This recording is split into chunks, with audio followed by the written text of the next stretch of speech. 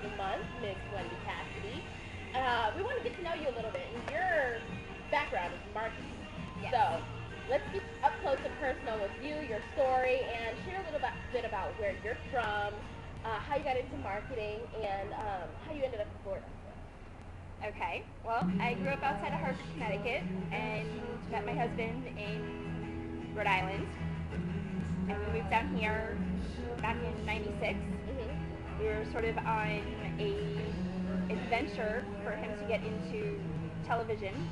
He's a big sports geek and was doing a live call-in talk show up there, and decided that it might be a good idea to come down here. Mm-hmm. Fortunately, we ended up in a market that was too big for him, so we both had to kind of switch gears a little bit. Yeah, I love adapt. the switch gears part. It was definitely switching gears. I ended up sort of job hopping and sort of fell into marketing. Mm-hmm. My first love was event planning and public relations, and Such a happening career.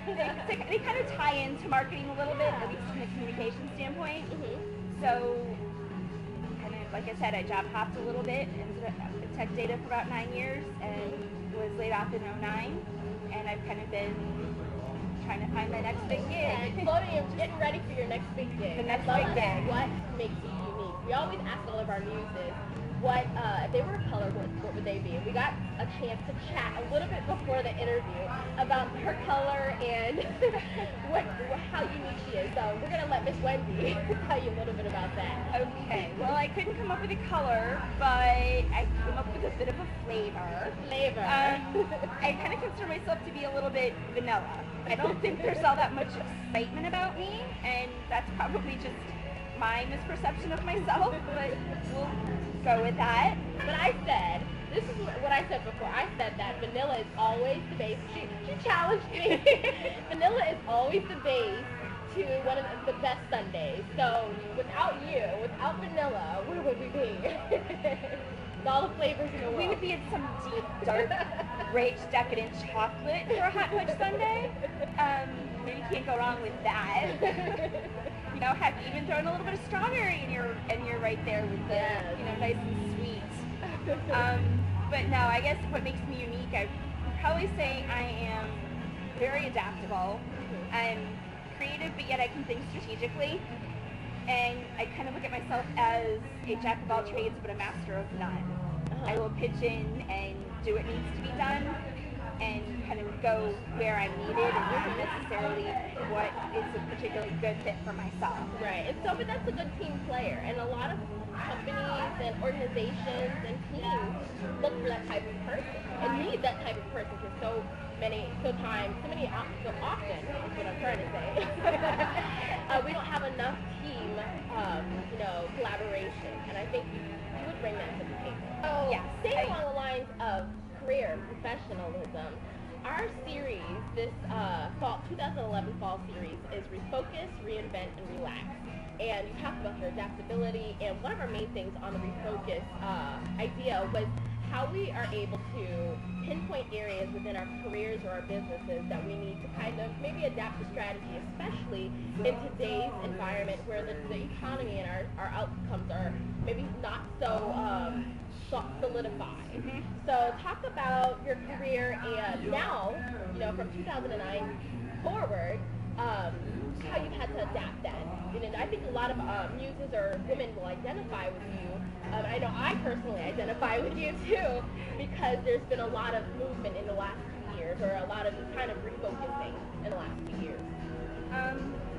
Well, when I was let go from tech data back in '09 with the layoffs, I kind of had to sit back and say, okay, well, what do I want to do next? Mm-hmm. And I took a look at my resume, and a lot of what I have done has been very administrative. And I liken it to being a square peg in a round hole. It wasn't the best fit. So, okay, well, what do I love to do? What am I good at?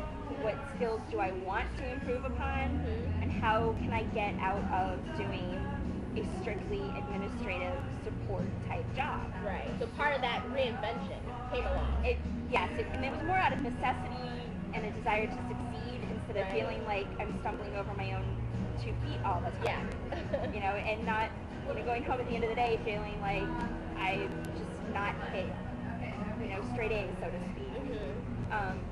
So yeah, I've really had to think about the whole reinvention, and oddly enough, I discovered social media. You can get past the gatekeepers, and you don't have to, get past the administrative assistants and the receptionists, and hope to cultivate a good relationship with an editor.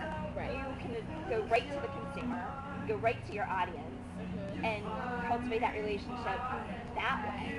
Right. And I thought that was a very unique spin on, good old-fashioned public relations. Right. It's all about adapting, and it just goes right along with our theme, refocus, reinvent, and relax, but more so on the refocus and reinvent portion of it, because with marketing, with traditional concepts, I always say traditional concepts become what is right now, because that's our tradition for right now. So all we're doing is adapting to our environment and helping our businesses grow and our consumer base grow from that portion. And right now, social media is it. It is how we're doing. And not to say that we completely, neglect everything else, but I think that's one of the most powerful avenues that a business and even a personal brand can use. How do you juggle your professional and personal life? I know that you're kind of in that transition phase, but you still have a professional life. So how do you juggle together and find time to relax?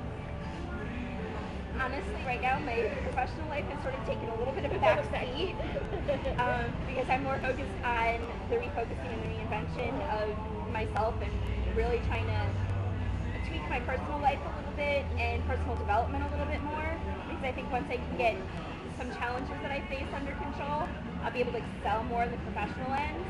So I sort of let it take a back seat. But I try to stay connected and network. So I guess in some regards I still am connected professionally. I just try not to overload myself and try to stay focused on what I need to do. Follow my to-do list every day. Right. Make sure I'm taking care of myself. Make sure I'm taking care of my house, my husband. Those relationships are important to me. Right. And my friends.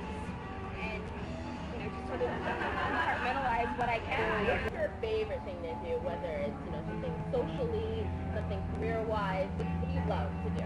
My interests are incredibly varied. My big thing is spending time with my husband. He is my best friend. That's good. So, and we do everything together. We love to cook together. We love to go to hockey games. We just Keep it fun. Keep it fun. I mean, a typical Saturday for us when we don't have anything planned is to sit in the kitchen with our laptops and the TV on, and we watch cooking shows together. That's so fun. And we plan the menus for the Can I next come over to your house on Saturday? You certainly I can. love cooking. I love watching. You certainly can. We start with Julia Childs on WEDU at noon and end up with Jacques Khan somewhere at the end of the day.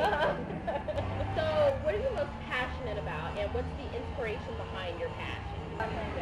Family. Just trying to stay in touch with everyone. Keeping those family connections despite some dysfunctions alive and well and together. And I guess for that, my inspiration would probably come from my grandmother. She was a military wife, and her life was devoted to her children and taking care of her husband and her house and making a home. And that's what I focus on. I love to volunteer. As I said earlier, I work with the Park Foundation, and I'm passionate about what they're doing and their mission, and trying to help those that are developmentally disabled, and a little more at a disadvantage than some of us. Right. So I try to help them out as much as I can. They've got festival trees coming up in a couple of weeks, and I'll be volunteering with them for a couple of times that week, helping them out. Switching gears just a little bit, what's your biggest fear?